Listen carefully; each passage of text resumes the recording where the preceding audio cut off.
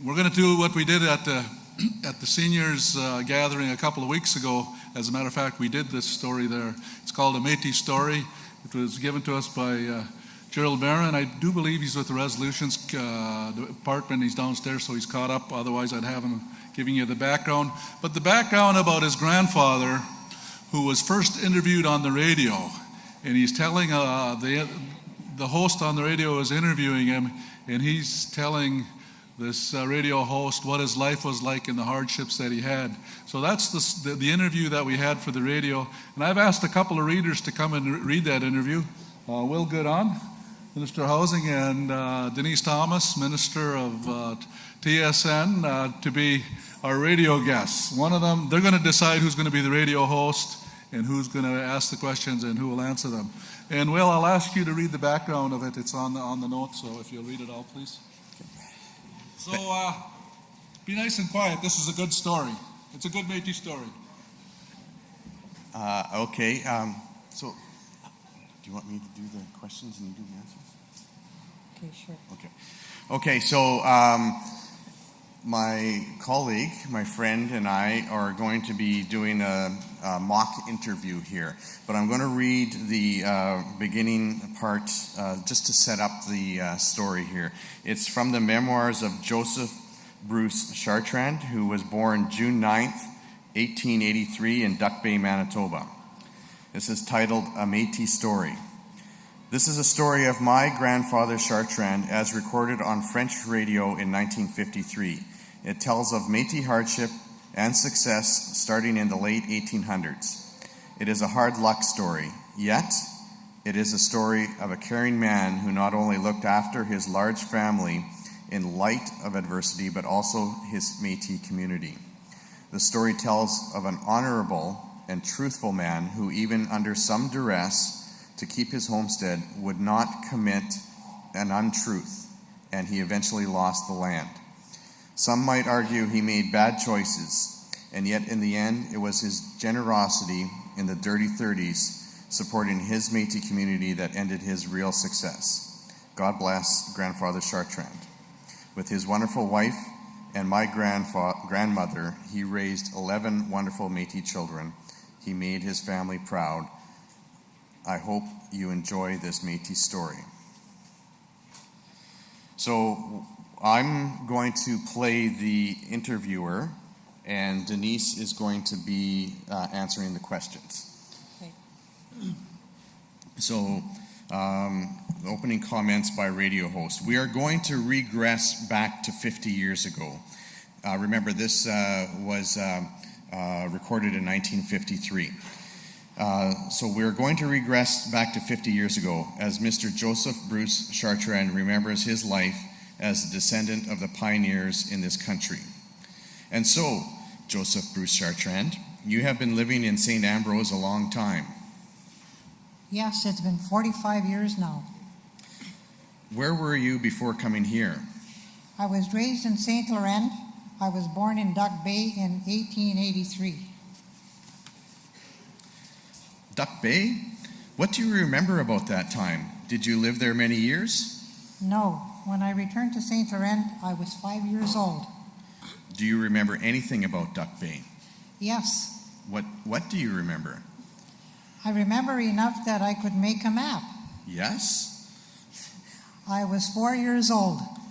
Did anything happen to you at that time? You were a little man, eh? Yes.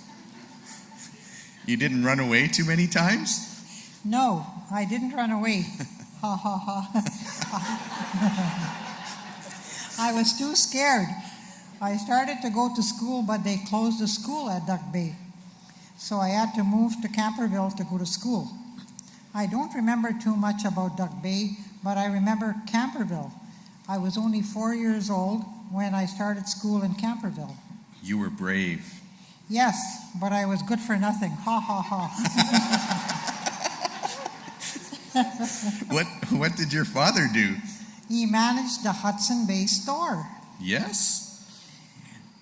The store belonged to the Englishmen.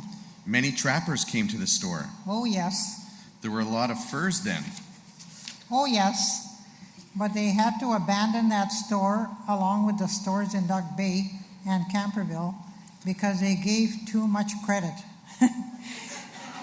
They didn't have enough money coming in. They wanted to send us up north to work in the trading post at Norway House, but my father refused to go. We then returned to St. Laurent, and my father started his own trading post there. Did that trading post last a long time? Oh yes, until we came here. Your father came here too? Yes. Since you came to St. Ambrose, have you traveled much? I traveled a little buying furs. I traveled to Purgore and Wadena, Saskatchewan, and all around Lake Manitoba by wagon. It must have taken you a long time. Not really, 3 or 4 days. Day or night? No, days only. I left here in the afternoon, picked up my uncle Jean-Baptiste in St. Laurent to be my guide. Then we traveled up north. Trapping was poor there, so we left and camped at the Narrows. We left there and camped at Ashern Point. It's now called Cair Post Office, I think. Then we went to Steep Rock, camped at Dog River, then returned to St. Laurent. So you traveled all around Lake Manitoba then? Yes, but not that trip. The next trip I traveled by train up to Ebb and Flow. Was that a special trip? No. Did you return with something? Oh yes, but not that much because furs were scarce at that time. What year was that? 1900. Were you quite young then? Oh yes, How old were you at about that time? about 16 years old. Was that 20 years ago? Oh no, that was about 40 years ago. When I traveled to Saskatchewan, I was much younger then. I was 33 years old when I went to Saskatchewan. I didn't have a job at the time, but I was offered a job by a company in Winnipeg. I had to make long trips to make money. That's how I toured Lake Manitoba. Now, when you look back, do you think you were lucky or unlucky? Unlucky. Why? We took a homestead east of St. Ambrose, 9 miles from St. Laurent, on a section of land that belonged to the government, but seemed to have been lost or forgotten. A man named Rennie, who was a land agent, came from St. Boniface and discovered this section of land was free. We took a homestead there with my aunt and her young son, who had a house on the property. Her son had just started to break the land. My aunt asked me to build a fence. We bought the wire together, and I built a fence around the whole section of land. Plus, I fenced 2 1/4 sections as well. The first year, we bought 9 head of cattle and built a log barn. It was something to see. Ha ha ha. The second year, we had to extend the barn because we now had 12 head of cattle. The third year, we needed 24 head of cattle. But we didn't have enough young animals because we needed 24 head to keep our homestead. So we borrowed 2 head from my uncle. Unfortunately, we lost one and I had to pay for it. We finished the improvements that had to be done on the land. Then we went to Winnipeg to apply for a partner or patent title. Everything was okay for 3 years. The 4th year, someone reported that I had borrowed 2 head of cattle from my uncle. The land office wanted me to swear all the cattle belonged to me, so I wrote back and resigned my homestead. Discouraging, eh? Yes. After I lost everything, I went to work in the store in St. Laurent. When homesteading opened up in Fisher Branch, a man came into the store where I was working. He said he needed $150 to start up a homestead in Fisher Branch. The man had already applied for the land and needed the money. I bought 5 or 6 acres of land from him for $150 so he could go to Fisher Branch to start his homestead.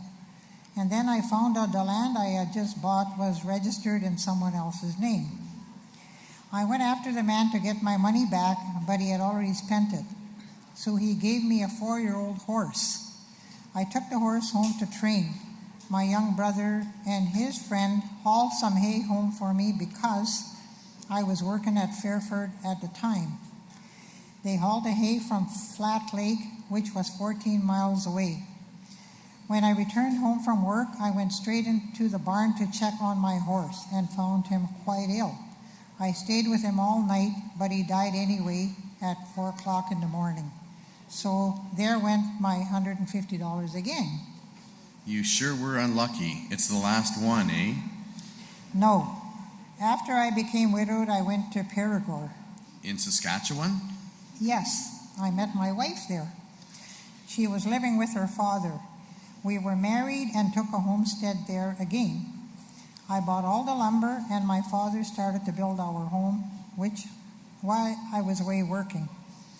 To claim the homestead, we had to live on the land 6 months out of the year, plus we had to make improvements on the land. We built a house and bought 15 acres. I couldn't live on the land 6 months of the year because of my job. So I lost the land to soldiers who had just returned from the war. They had first priority to the land, and I tried to fight it, but I lost everything anyway. My father-in-law then gave up his land, gave us his land, but we had to travel to Goodon to see a lawyer about transferring the land title to my name. We left Perigord with 3 horses and all our belongings. We stopped in Goodon to see a lawyer who we had hired, but he was gone. They said they would mail us the papers. We couldn't wait for the lawyer to come back because our train was leaving for St. Laurent. Once in St. Laurent, we waited and waited for the papers, but they never came. One day we got word that my father-in-law had passed away, so I lost again. The 4th time unlucky, eh? That was the last time? No. I had more bad luck. I lost the store too. So that's the end of the interview, but there's one paragraph of subsequent events. And it says, Dad lost the store in St. Ambrose during the Depression of the 1930s. He gave credit to people who had no money to pay their bills. Dad finally was forced to sell $20,000 worth of equipment and supplies for $8,000. He paid off all of his debts and again was left with nothing. He then returned to full-time trapping, hunting, and guiding to make a living for his large family. And that's the end of the story. Amazing story. Thank you.